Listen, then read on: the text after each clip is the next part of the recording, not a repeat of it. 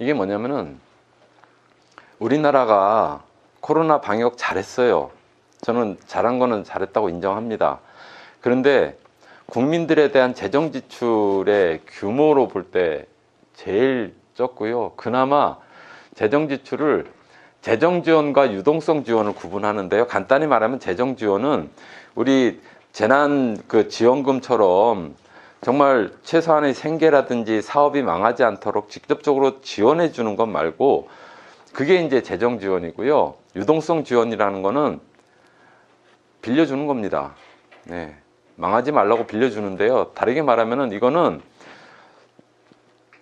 다시 코로나19를 위기 상황들이 넘어가지더라도 그분들은 빚을 갚아야지 돼요.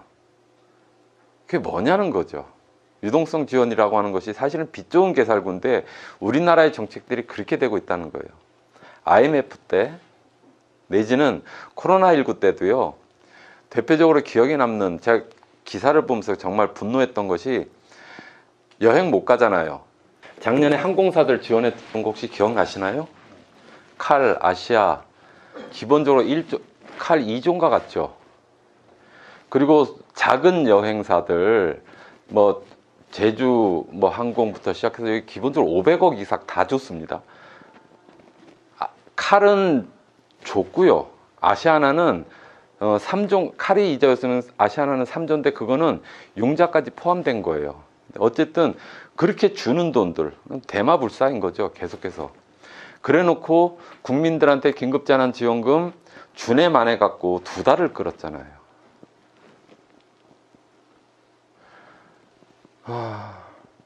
한국에 경제적으로 굉장히 암울한 상황이 예견된다고 하는 것 중에 하나가 가계부채가 계속 늘어나고 있다는 거예요. IMF 이후에 비즈니스 프렌들리 이명박 박근혜 시절을 겪으면서요. 기업들은 어마무시한 돈을 벌고 있습니다. 그 사이에 국민들은 가계부채 1,500조 돌파했죠. 공공부채 지금 올해 1,000조 돌파합니다. 문제는 공공부채는 그나마 예를 들면 국가부채 같은 경우에는 달러 외환 보유고를 늘리면은 엄밀히 말하면 국가의 부채는 늘어나는 거지만은 달러를 사들여 놓은 것이기 때문에 사실은 이것은 커다랗게 문제가 되는 게 아니잖아요. 가계부채는 사실은 생계형 부채입니다. 가계부채가 1,500조가 넘어서는 계속해서 가계부채가 계속 늘어나고 있는데 한편에 있어서 좀 이따가 나올 텐데 그 이야기 좀 하고 가겠습니다. 예를 들면은 국가가 부채가 많이 늘어나는 것들에 대한 노이로제가 국민들 사이에 있어요. 우리가 IMF를 겪으면서 국가 부채에 대한 노이로제가 있는데요. 사실은 IMF 될 때요. 우리나라 재정 건전성 굉장히 좋았습니다. 2008년 세계 금융위기 때요. 미국 재정 건전성이 부채가 지금 4분의 1 수준이었어요. 한국은 5분의 1 수준이었고요. 그런데도 IMF 터지고 2008년 위기 터졌다고요. 왜? 금융위기로부터 전가된 거예요. 그걸 갖다가 국민 세금으로 다 갚아줬던 거잖아요. 은행 빚지고 어문짓한 거. 지금도 그것이 정책적으로 악순환되고 있어요. 중요한 거는 실제로 실물 경제가 국민들이 체감하는 경제 내지는 실제 기업 경제들이 어떻게 여기는 중소기업이라든지 우리 사회적 경제나 자영업자 특히 우리 같은 경우는 농업에 관련된 여기에 대한 그 빚을 자꾸 빚을 더해 주는 사회로 가서는 안 된다는 건데 여기에는 사실은 유럽과 미국의 모델들이 여전히 다릅니다. 이러한 그 위기적 재난 상황에서 국가가 어떠한 포지셔닝을 하느냐가 굉장히 다른데요. 그 말씀 좀 드리겠습니다. 뭐 다 아닐까요? 불평등하면은 잔인한 사회가 되죠. 대한민국에서 개천에서 용난다는 거 불가능하죠? 예. 사실은 전주 상산고 문제 터졌을 때, 뭐 전주 상산고 주위의 지역 경제 뭐 이렇게 하는데 상산고의 전주 전라북도의 아이들이 과연 얼마나 될까요? 예. 그리고 상산고 나와서 대부분 70~80%가 의사가 문제가 되는 거잖아요.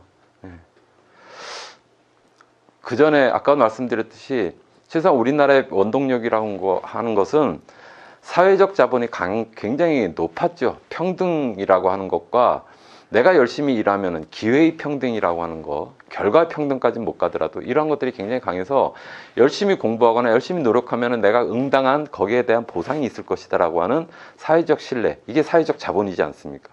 다 깨져버렸죠. 자식들한테 저 부모 자식의 상관관계가 뭐냐면은 돈도 물려주지만은 경영 수업들도 하고, 예? 그래서 좋은 학교 나와가지고 가방끈도 그냥 삐까뻔쩍하게 만들어 준다는 거예요.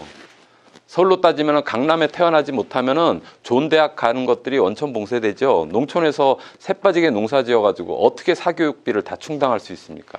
안 돼요. 이미 태어나서부터 출발선이 다른 거예요.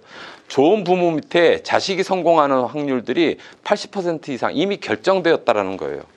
한국 사회 이렇게 가고 있습니다. 미국처럼. 그거 부정할 수 있나요, 우리?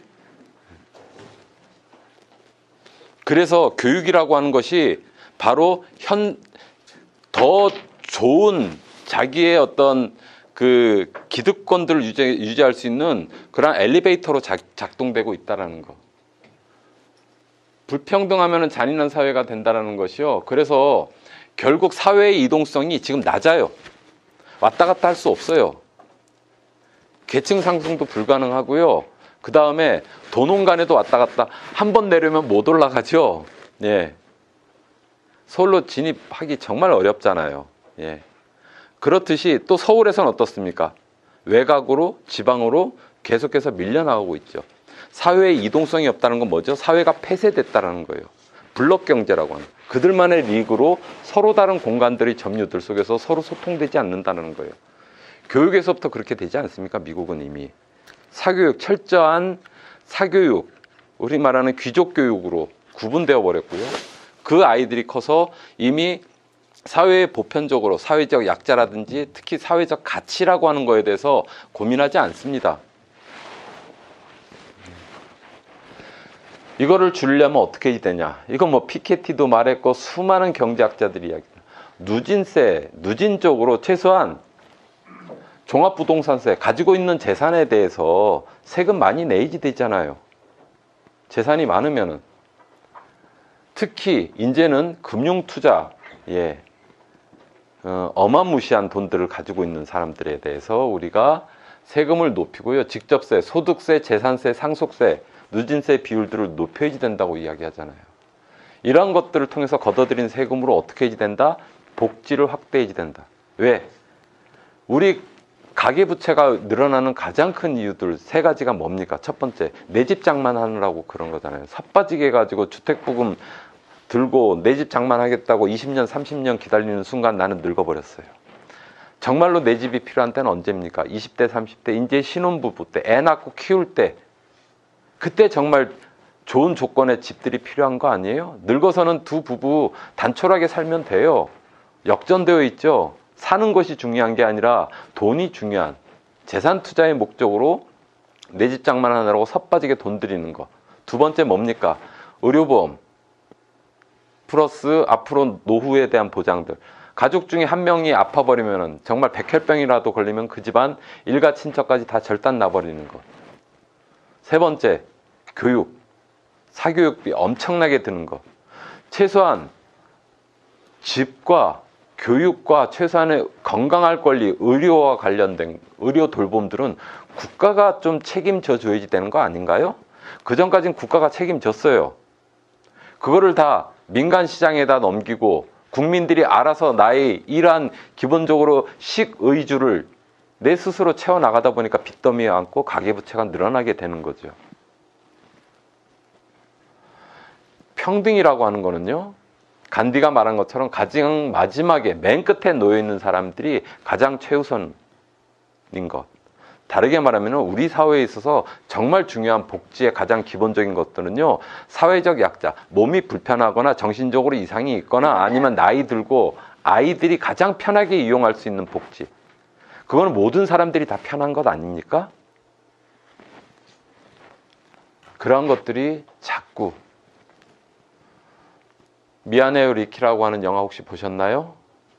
긱경제, 공유경제라고 이야기하는 이 플랫폼 경제가 얼마나 한 인간들을 마지막 벼랑 끝까지 몰고 있는지.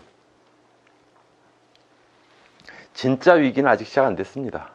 저는 그렇게 생각해요. 이 코로나19 이후에 우리 사회에 어떠한 모습들이 기다리고 있을까? 대규모 실업에 대한 대응들을 어떻게 지금 준비하고 있죠? 분명히 실업 늘어나잖아요.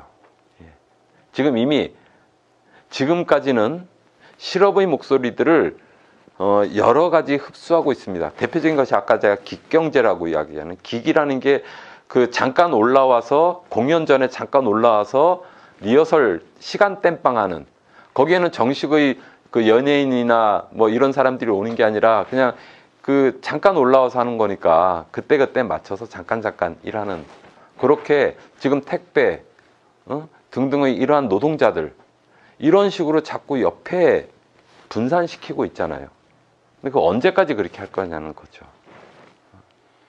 실업은 사회적 비용이 훨씬 더 듭니다. 이걸 어떻게 준비하고 있는지. 코로나19 이후에 노동의 풍경들도 분명히 바뀔 거고요. 특히 사회적 이 사회의 안전망들이 지금 이대로 여전히 구축될 수 있을지, 이러한 고민들 속에서 저는 지금 최소한 내년 대선을 앞두고 내지는 작년, 재작년 기본소득에 대한 문제제기들이 계속 나오고 있다고 생각하는 거고요. 아까 스웨덴이나 노르웨이, 핀란드가 투표율 되게 높다고 했죠. 안전할 수 있어야, 내가 돌아갈 자리가 있어야 뭔가 혁신적인 것도 하는 거예요. 돌아갈 자리가 없는 사람은 선택의 여지가 없지 않습니까? 그런 분들이 어떻게 결단을 내릴 수 있고 어떻게 회사를 때려칠 수 있어요? 새로운 도전을 어떻게 할 수 있겠습니까? 우리 사회가 자꾸 그런 식으로 몰아가고 있다는 거죠. 자, 아까 말씀드린 대한항공, 아시아나항공 뭐 이렇게 차라리 항공사 국유화 해야죠. 우리 IMF 때 경험했잖아요. 예? 이런 기회에 자꾸 기업 회생 자금으로 국민의 세금 꼬라박는 것이 아니라 국유화를 하든가, 아니면은 앞으로 이제 너네들이 정상화되면은 세금 당연히 더 내죠. 그런데 비용을 사회화 시키니까 나중에 그것에 대한 책임들을 안 묻죠. 언제까지 이것이 반복되지 되냐는 겁니다. 그러면서도 한쪽에서는 또 케인 뉴딜이라고 하는 뉴딜 정책들을 하는데요. 뉴딜 정책에 있어서 첫 번째 몇 가지 의미가 있습니다. 프랭클린 루즈벨트가 했던 뉴딜 1차는요. 루즈벨트가 32년 12월 달에 당선됐어요. 바로 대통령 되자마자 100일 안에 개혁을 끝내버려야 된다고 당선 100일 작전들을 수행합니다. 그러면서 말한 것처럼 우리가 테네시강 유역개발공사라고 하는 포크레인 삽 들고 동원해가지고 막 공사하면서 돈 나눠주죠. 그것만으로 끝나는 것이 아니라 정말 뉴딜 정책의 핵심은요. 당시에 은행, 금융개혁들, 은행 폐쇄 조치 시켜버렸어요. 이러한 어려울 때 모든 국민들이 어려운데 너네들 돈 벌고 있지? 은행 문 닫어. 문 열려면 어떻게 해야지 돼? 정부의 통제 아래 둬. 그렇게 해서 개혁했던 거예요. 긴급은행법, 연방정부의 자금 지원들. 그래서 재무부 감독하에 둡니다. 근데 이게 신자유주의를 통해서 또 고삐가 풀려져 버렸던 거예요. 균형예산 정책, 농업지원, 획기적으로 농업 지원하게 됐고요. 금주법 폐지 왜 했겠습니까? 세금 걷어들여야죠. 그리고 그거를 왜 우리가 영화에서 본 것처럼 밤의 세력들이 술과 마약들을 판매할 수 있도록 해요. 합법적으로 술 팔아. 세금 그만큼 내. 그리고 2년 뒤에 2차 프로젝트를 진행합니다. 우리는 뉴딜 정책에 이것만 이야기하고 있어요. 테네시강 공사만. 굉장히 많은 은행과 정부의 정책들을 진행했잖아요. 2차 정책에 보시면은요, 공공 프로젝트 여전히 진행합니다. 더 중요한 거는요, 와그너법이라고 하는 노동관계법, 노동조합 설립하고요, 단체 교섭하고 부당 노동행위하면요, 기업대로 잡아버렸어요. 제도적으로 그러한 정책들을 실행했다고요. 그래야 그렇게 했을 때 뉴딜이 성공할 수 있었던 겁니다. 그리고 더 중요한 사회보장법, 실업보험, 노령연금, 건강보험, 장애인 아동수당 지급 시작했고요. 우리가 이 시대에 왜 이 고민들 해지되는지 좀 이해가 되시나요? 예, 개혁의 시기입니다. 저는 코로나 위기를 통해서 뉴딜이 해지될 것들은 바로 이렇게 그동안 못했던 사회적, 제도적 장치들을 확 바꿔내는 것들이 필요해요.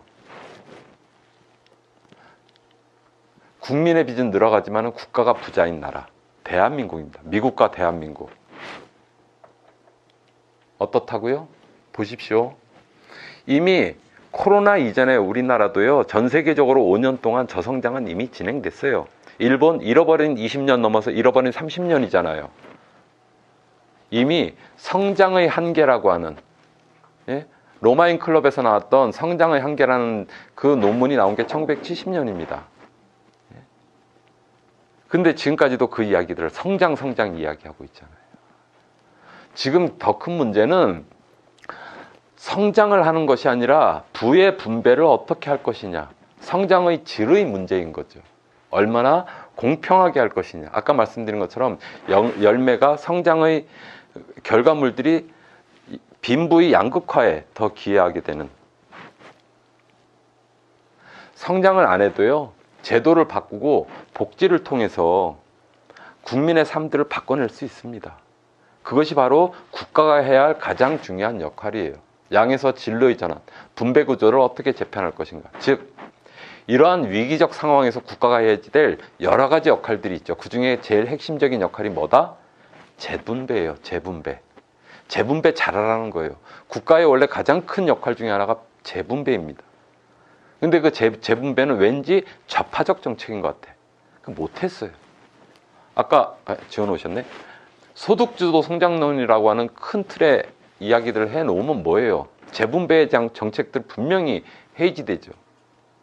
그러한 부분들을 못하고 있는 거죠.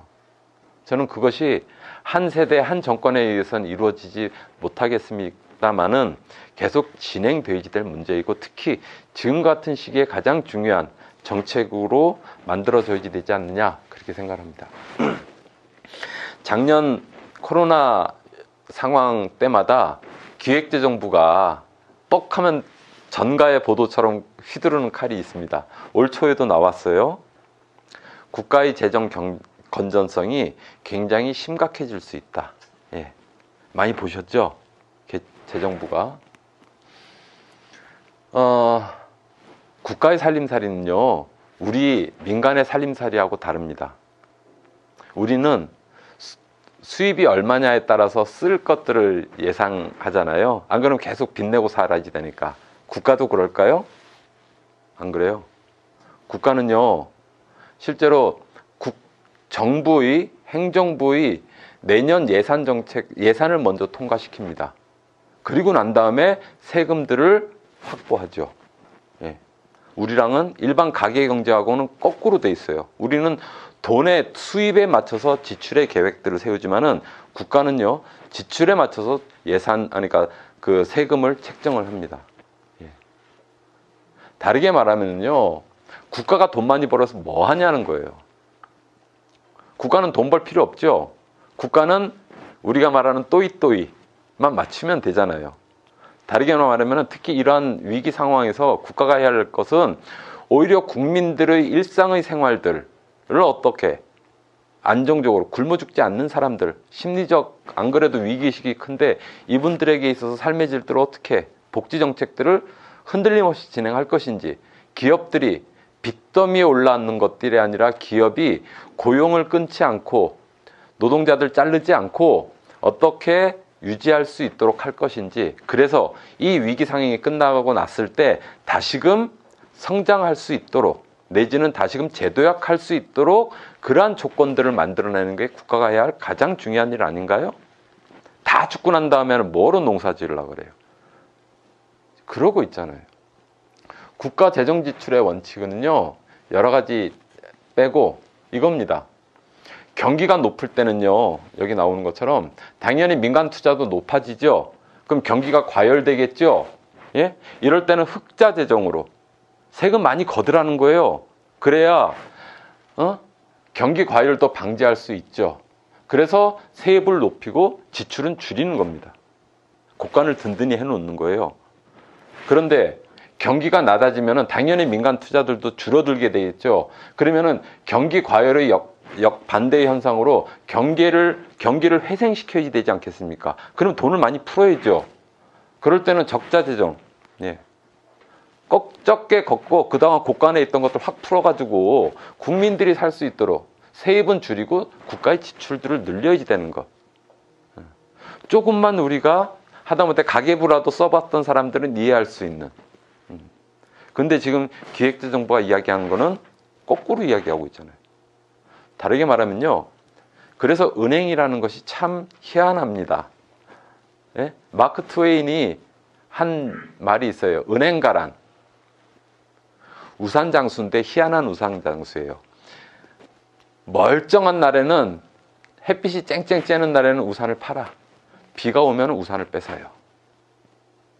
은행가는 뭐죠? 사회적으로 돈이 제일 많이 필요한 사람. 이 사람은 재무구조도 약하고 가진 자기 자본도 다 썼으니까 돈이 필요해서 은행에다가 돈 빌려달라고 할 거 아니에요. 그러면은 제일 돈이 필요한 사람이 제일 높은 이자로 돈을 씁니다. 제일 돈이 필요 없는 사람이 은행에서 돈을 맡겨놓고 돈을 오히려 더 벌어요. 네. 그거를 빗대서 그렇게 이야기를 했어요. 그런 식으로 국가 경제를 그렇게 유지해서는 안 되잖아요. 그런데 뻑하면은 국가의 재정 건전성 이야기를 합니다. 작년까지 40%예요. 올해 42%라고 합니다. 연말이 되면 지금처럼 막 퍼주기로 하면은 48%까지 올라간대요. 그런데요, 작년에 문재인 대통령이 한 말이 있어요. 국가의 재정 건전성을 60%로 맞춰야지 됩니다라고 하니까 물어봤어요. 왜 60% 유지돼요? 경제학에서 그렇게 나온 어떤 이론적 근거도 없어요. 지금까지는 40%가 안정이고요. 60% 정도는 맞춰야지 된다라고 하는 추론일 뿐이에요. 어찌됐든 채무 상환 능력이라는 게 뭡니까? 결국 국가의 채무 이자율, 국가가 돈 빌렸어요. 국민으로든 외국으로부터. 국민이 다 가난하면 외국으로부터 돈 빌리겠죠. 이자 내는 그 이자가 계속 더 많이 내게 되면은 국가의 채무가 빚이 계속 늘어날 거 아닙니까? 그러면 다르게 말하면은 한편에서 국가가 빚 안 지려면은요, 돈 안 빌리는 게 제일 좋아요. 근데 빌릴 수밖에 없었을 땐 그 돈을 빌려다가 어떻게 하면 돼요? 경제 성장을 높이면 되잖아요. 경제성이 높으면은 그만큼 국민들의 세금들이 더 거칠 거 아닙니까? 그걸로 빚 갚으면 되죠. 중요한 거는 빚이 많느냐 적느냐가 아니라 국가가 빌린 이 이자율보다 경제 성장을 또 높이면 돼요. 경제 성장은 궁극적으로 뭡니까? 국민들의 살림살이, 기업들의 경제 행위들, 이것들이 활성화되어야 경제 성장들이 율이 높아지고 경제가 활성화되는 것 아니에요? 그래서 세금의 원천들이 더욱더 많아지는 것 아닌가요? 그 이야기입니다. 근데 왜 거꾸로 생각하냐고요. 좀 이따 나올 텐데요. 공익과, 저건 퍼블릭이죠. 퍼블릭 공익과 우리가 말하는 커뮤니티라고 할 때 공익, 그리고 프라이빗, 사익, 구분해야 됩니다. 다르게 말하면 국가가 해야 할 것, 시장이 해야 할 것, 우리 공동체가 해야 할 것, 사회가 해야 할 것들을 구분해야 된다는 거예요. 국가가 해야 할 것들은요, 국가에게 맡겨야지 돼요. 기업이 해야 될 것들은 기업에, 시장에 맡겨야지 되죠.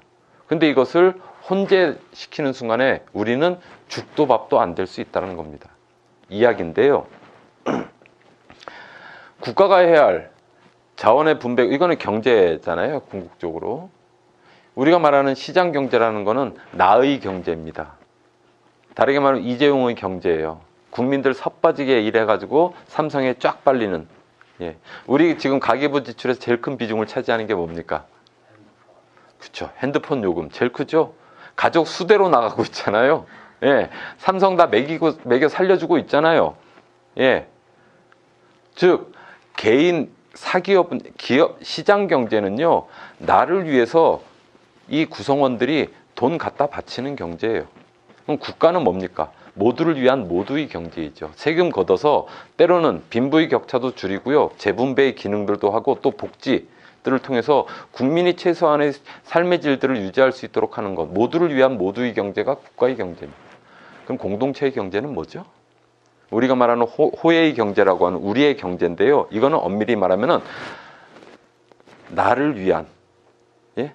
나를 위한 우리의 경제예요. 모두의 경제예요.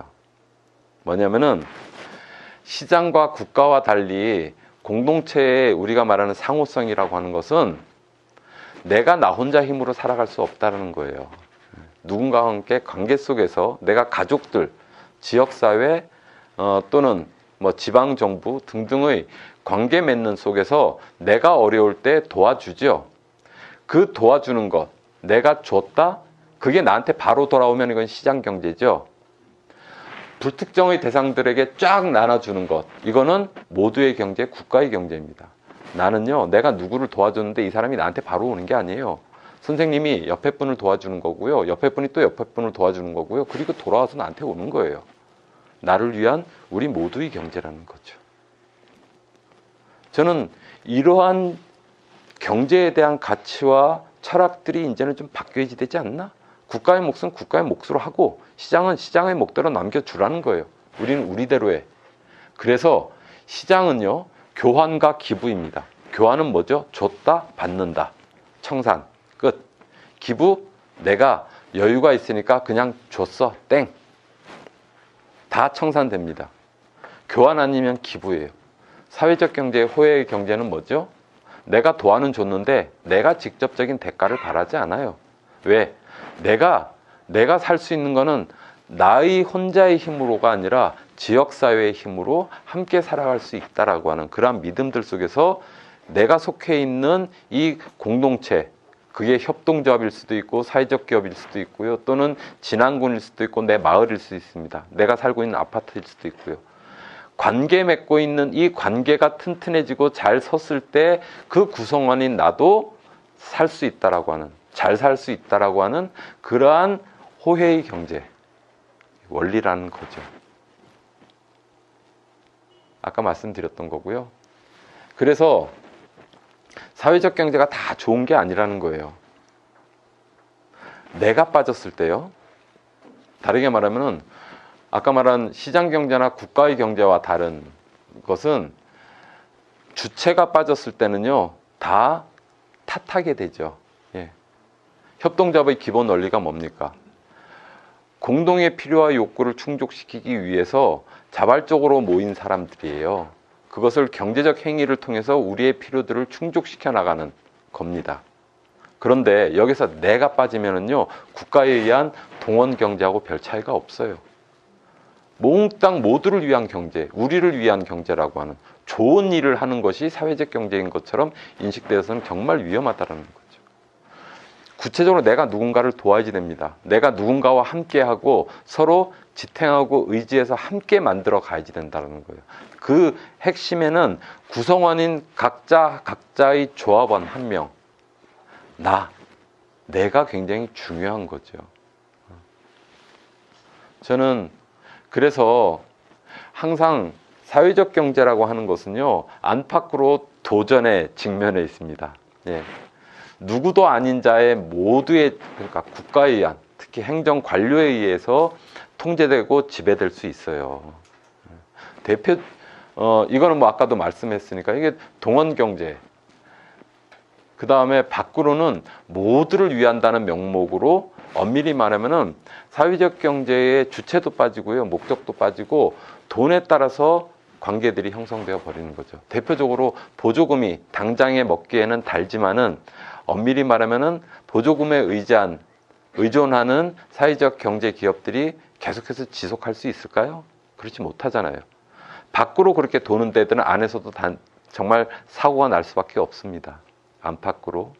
저는 각각의 이렇게 고유한 영역만큼의 각각의 방식들이 있다고 생각을 하고요. 그래서 기본소득이라고 하는 것은요, 궁극적으로 다른 세상을 꿈꾸는, 말 그대로 패러다임의 어떤 전환의 어떤 그 기초를 깔아주는 거라고 저는 생각을 하는데요. 다른 세상이 가능하다라고 하는 그 상상력으로부터, 그러면 그 다른 세상에 대한 상상력을 현실로 바꾸기 위해서 우리는 무엇이 필요하지? 최소한 굶어 죽지 않아야지 되죠. 내가 누군가에 의해서 소유물이 되어서는 안 되죠. 미래를 위해서 현재를 저당 잡혀서는 안 되죠. 과거에 의해서 현재까지 미래까지 결정지어서는 안 되죠. 그러려면 뭐가 필요합니까? 나의 자유. 내가 무엇인가를 할 수 있는 기본적인 동력들이 필요하잖아요. 그거를 한 개인이 꿈꾸는 거는 그거는 그 개인의 몫입니다. 하지만 그럴 수 있도록 사회적으로 무엇인가 가능한 조건들을 보장해 줘야지 되는 것 아니야? 그게 지금까지는 복지였고요. 또는 국가의 역할로서의 어떤 재분배였습니다. 그러한 영역, 그러한 고민들 속에서 좀 더 구체적으로 이제는 기본소득이라는 것들이 보장되면은 내가 다른 세상들을 꿈꿀 수 있고 그 꿈을 현실로 만들어낼 수 있는 동력으로 될 수 있겠다라고 하는. 그래서요, 혹시 이제 폴라니의 거대한 전환에 보면은 마지막 장에 어쨌든 악마의 맷돌, 이게 악마의 맷돌이라고 하는 것들이 자본주의를 말하는 건데 시장 경제가 싹 갈아버리잖아요. 악마의 맷돌을 멈추거나 깨끌어 버렸으면 좋겠는데 그걸 깨뜨리거나 멈추라는 이야기가 아니라 속도를 늦추라고 이야기를 하거든요. 속도를 늦춰야 한다.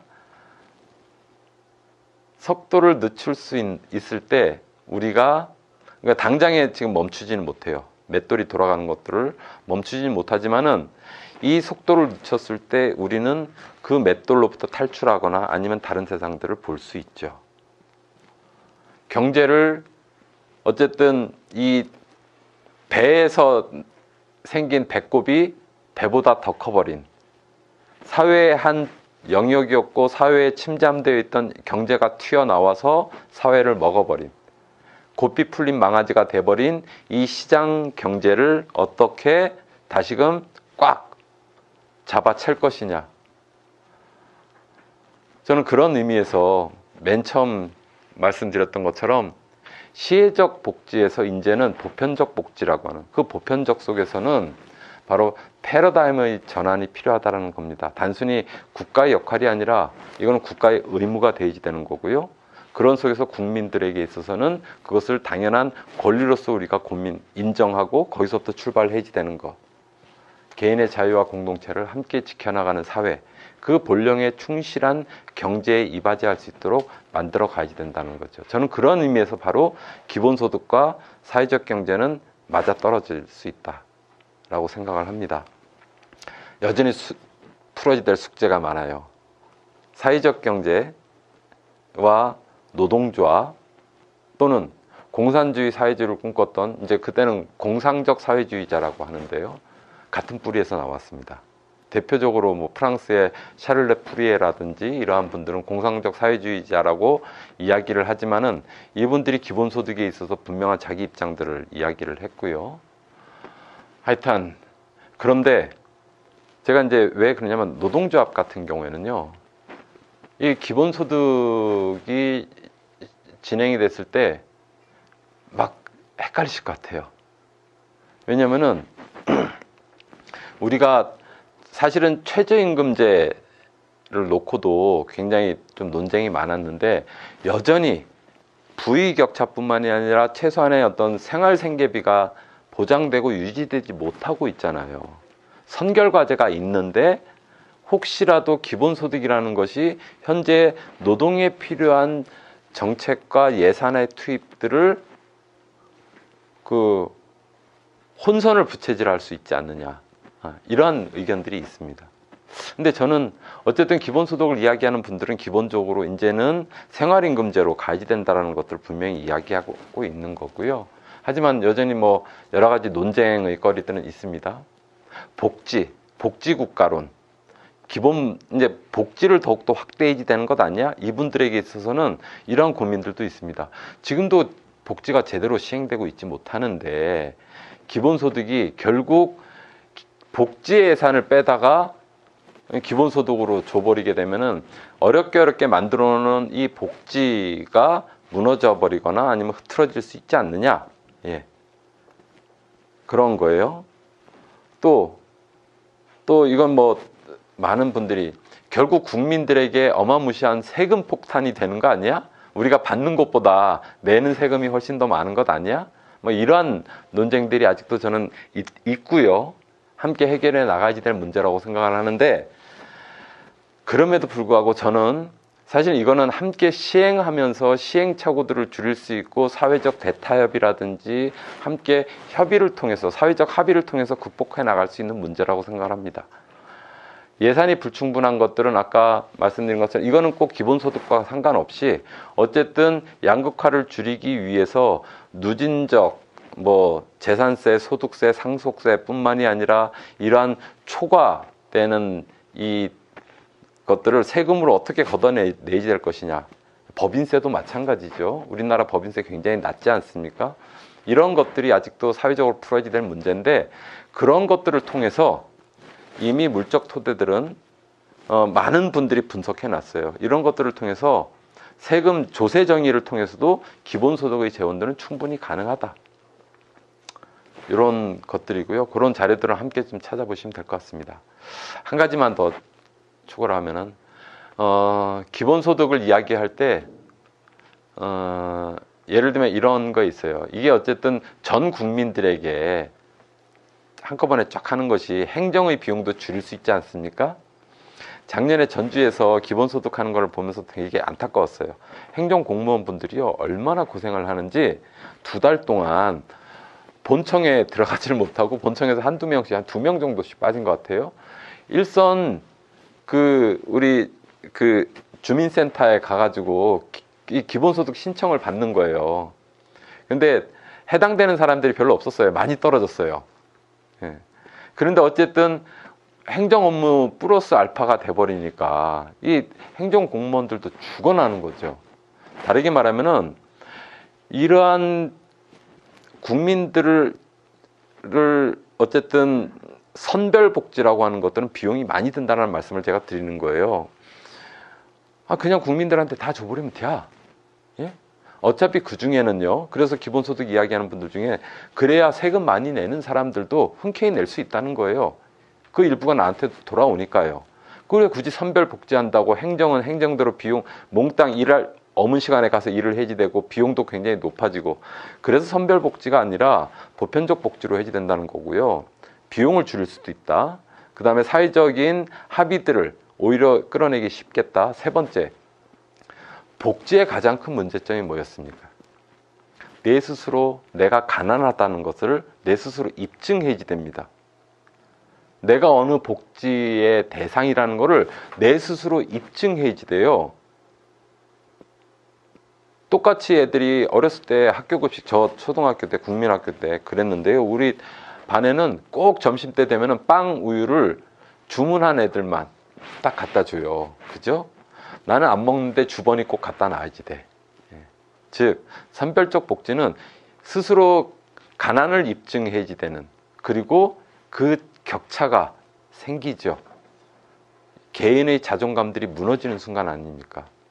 이런 것들을 극복하기 위해서 바로 기본소득이라고 하는 것은 보편적으로 시행해야 된다는 건데요.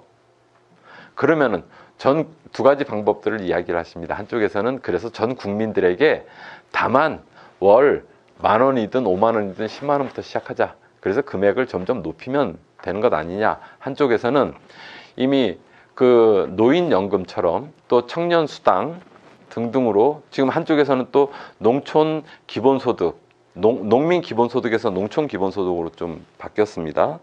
근데 이렇게 해서 사회적 약자 계층부터 시작해서 전 국민들에게 확대시켜 나가자. 이 부분들에 대해서는 저는 일장일단이 있을 거라고 생각을 해요. 제일 좋은 거는 아예 원칙대로 딱 틀을 잡아서 진행하는 것이 제일 좋겠죠.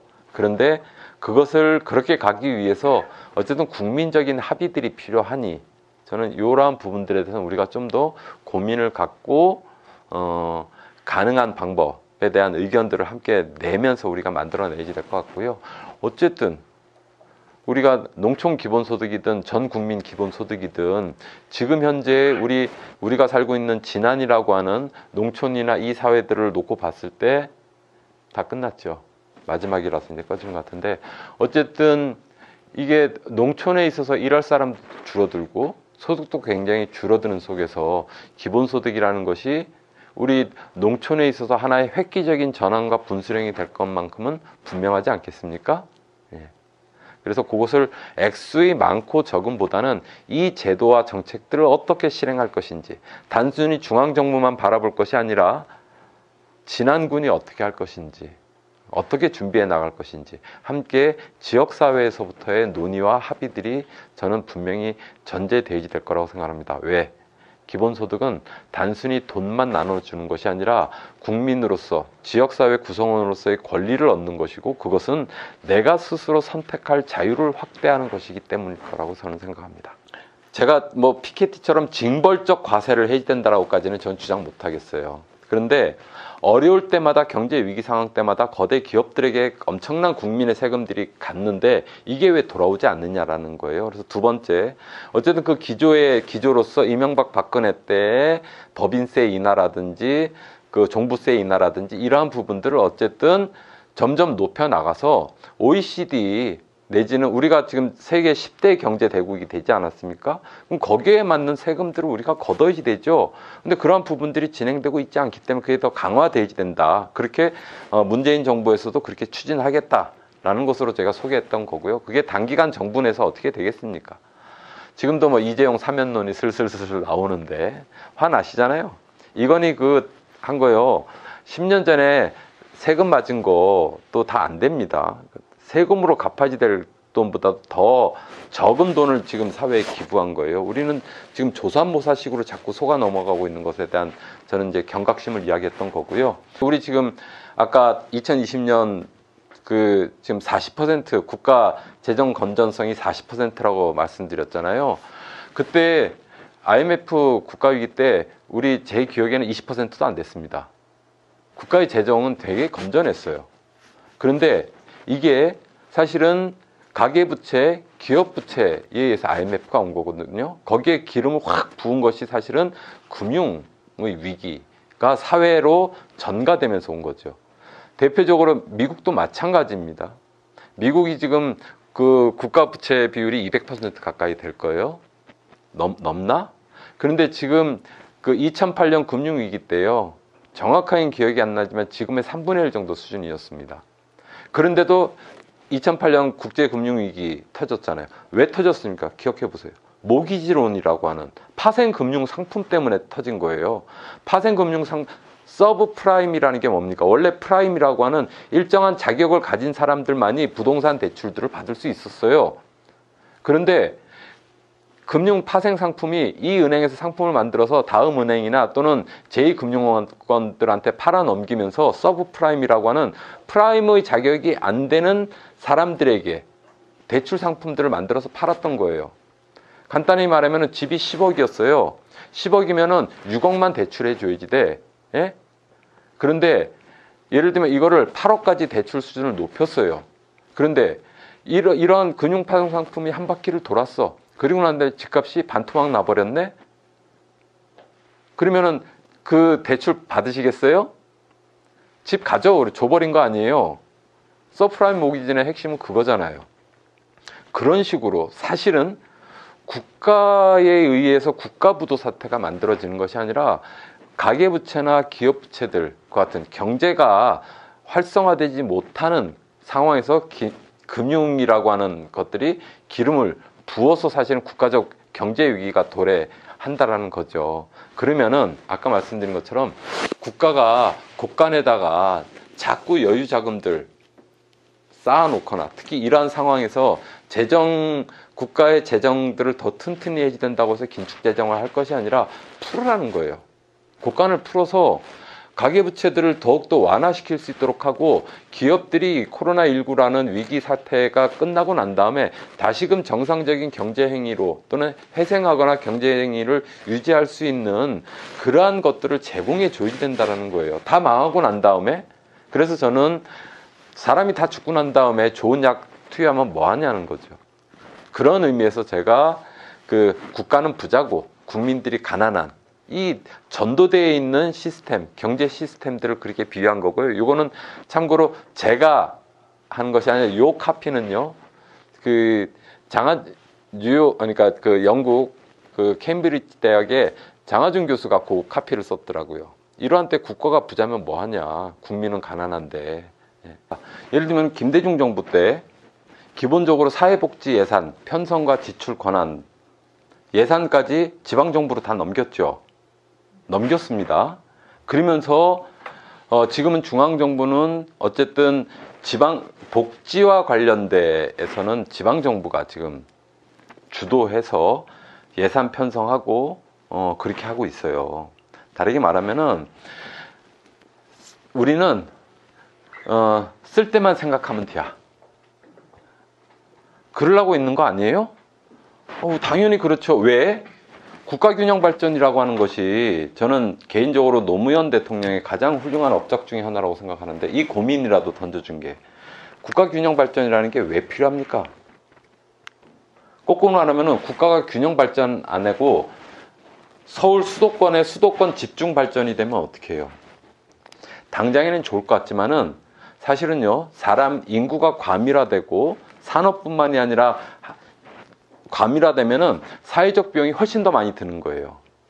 상하수도부터 시작해서 땅값만 오르는 게 아니라 밀집된 지역 그 밀집도가 높아지면 높아질수록 국가적으로 볼 때도 예산이 더 많이 드는 비용들이 훨씬 더 높아집니다. 예산적 차원에서 놓고 볼 때. 그래서 또 한편에서는 공동화 현상이라고 하는 것이, 마을이라는 것이, 우리가 농사도 지어 보셨잖아요. 묵정바 2년 3년 묵히고 난 다음에 바로 다음에 농사 지을 수 있나요? 다시금 그 밭을 만들기 위해서는 훨씬 더 많은 공력들을 들여야 됩니다. 사람이 사는 공간이라고 하는 것들이요, 어느 날 쇠퇴하면은 다시 태어나거나 다시 건강을 회복하는 데까지 훨씬 더 많은 시간들이 걸리기 때문에 국가에서는 어쨌든 비용적 차원에서도 그것이 그나마 유지될 수 있는 것들이 훨씬 낫다라는 거예요. 이거는 단순히 뭐 가치적 차원으로 말하지 않더라도 예산적 차원에서. 그런 의미에서 우리는 국가균형발전이라고 하는 건, 국토는 골고루 사람들이 살고 있어서 하다못해 독도에 일부러 사람들도 보내는 판에 그렇게 하는 것, 저는 그런 것은 중앙정부가 그 예산들을 편성해서 지원해 줘야지 되는 거죠. 안 그러면은 우리도 모든 사람들이 다 반도체 업체에 들어가야 되고 삼성에 다 들어가야 되는 거잖아요. 그거는 아니다는 거예요. 그러면은 당연히 아까 말씀드린 것처럼 지난해 기본소득에 있어서는 GRDP 아까 이야기를 하셨는데, 이게 이제 국가 전체적으로는 GDP고 R이 들어간 건 리저너블이라고 하는 지역 단위의 어떤 총소득을 이야기하는 건데, 이것도 낮을 뿐만이 아니라 교부세도 교부세도 무지하게 낮아요. 예? 오죽하면 문재인 대통령이 지금 교부세가 20대 80, 중앙정부가 80을 지고 있는데 이거를 30대 70, 40대 60으로까지 교부세를 지방에 더 많이 내려보내겠다, 그렇게 이야기했잖아요. 3대 7은 됐나 모르겠습니다. 근데 아무튼 간에 GRDP뿐만 아니라 교부세들도 우리도 어쨌든 재정적으로 독립하고 있지 못합니다. 그런데 이것을 지난 국민들이 잘못해서 그래요? 지난 군수님이 잘못해서 그래요? 아니잖아요. 오랜 기간 동안에 정치적으로, 우리 사회적으로 중앙정부의 역할들이 국가의 실패예요. 그래서 사회적 배제라고 하는 것은요, 빈부의 격차만 말하는 것이 아니라 사회적 배제라고 하는 것은 도농 간에 있어서, 특히 소멸 위험 지역과 같은 농산어촌 지역에 있어서 사회적 배제도 있죠. 우리 아이들은 문화뿐만이 아니라 다양하게 누릴 수 있는, 그 세대 간에 누릴 수 있는 것으로부터 사회적으로 배제당하고 있다고요. 국가의 책임이잖아요. 그럼 예산 투입해야죠. 그거 왜 지난해서 고민하세요? 그래야 국가가 균형 발전하는 거 아닌가요? 저는 그래서 그게 자꾸 없다고 하는 것이 아니라, 이거는 그러니까 우선에 있어서의 문제는 잘 모르겠습니다. 근데 우리가 더 절박하다는 거예요. 농촌 지역은 인구가 자꾸 줄어들고 있고요. 그래서 지방 소멸론이 나왔을 때 정말 제가 그 말씀드렸던 것이, 진안군이라고 하는 지역의 명칭과 역사와 유래, 그러니까 이 많은 것들은 없어지지 않을 겁니다. 그런데 정말 지방 소멸이 무서운 것은, 첫 번째, 진안군수라고 하는 단체장은 날아갈 수 있어요.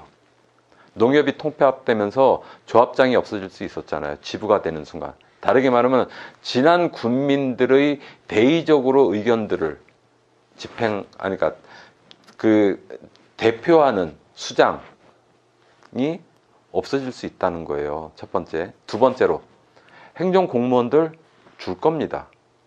그죠? 그럼 행정공무원들이 준다라는 건요, 무서운 거는 예를 들면 서울에서는 20명당 1명의 그 행정적 지원을 받을 수 있는데 그거를 지난해선 100명당 1명이 받을 수 있어요. 이거 잘못된 거잖아요. 세 번째, 더 큰 건 예산이 줄어든다는 거잖아요. 근데 예산이 줄어드는데요, 지난해 건물이나 도로나 통신망이나 등등의 이미 하드웨어로 구축되어 있는 것들을 보수하고 유지하는 데 예산들은 계속 고정적으로 들 거예요. 늘면 늘지 줄지는 않을 거예요. 시간이 갈수록. 그럼 결국 뭐가 되겠어요? 뭐가 줄겠습니까? 여기 지난 국민들이 할 수 있는 사업이라든지 복지 예산들이 줄어들 거 아니에요. 우리의 삶에 치명적인 거죠. 저는 마찬가지로 그렇기 때문에 우리가 더 절실하다는 거예요. 그렇기 때문에 저는 기본소득의 방식으로든지 어쨌든 최소한의 삶의 질을 유지하는 극단적이 아니라 정말 전향적인 정책들이 이제는 필요하지 않느냐. 그게 국가적으로도 바로 부의 양극화라든지 또 이러한 사회적 배제라고 하는 이 갈등의 현상들을 계속 좁혀나가는 것. 그거는 중앙정부의 몫이고 그게 정치의 몫이라는 거죠. 거기에 우리는 그러한 필요들을 요구하면 되는 거예요. 그리고 그것을 기업에서 세금을 더 많이 걷든 아니면 부유세, 피케티가 말하는 부유세를 갖다가 몽땅 때려서 붙든 싫으면 떠나라는 거예요. 삼성이 왜 못 떠나겠습니까? 대한민국에서 있음으로 인해서 굉장히 많은 세제 혜택들을 받기 때문이잖아요. 각종의 지원들이 훨씬 더 있기 때문에 검은머리 외국인들이 안 떠나고 있는 거잖아요. 그럼 여기에 있는 동안에 너네들이 내야지 될 세금들은 내라는 거예요. 그런 것들을 확보해서 기본소득, 복지예산, 평균임금 이런 것들을 하나씩 확보해죠. 아까 말씀드렸듯이 저는 그게 K인유들의 핵심이 돼야 된다고 주장하는 겁니다. 예. 모두가 어려울 때 그냥 참으라는 것이 아니라 모두가 어려우니 정신 바짝 차리고 지금까지 도움받았던 기업들, 재벌들, 재계, 정재계 너희들 뱉어내. 그렇게 해서 그러한 체계와 제도들을 확 바꿔버려야죠. 저는 그래서 이러한 기본소득의 논쟁들이 중요한 때를 지금 거치고 있다고 생각을 해요. 우리 이현민 위원장님께 박수 한번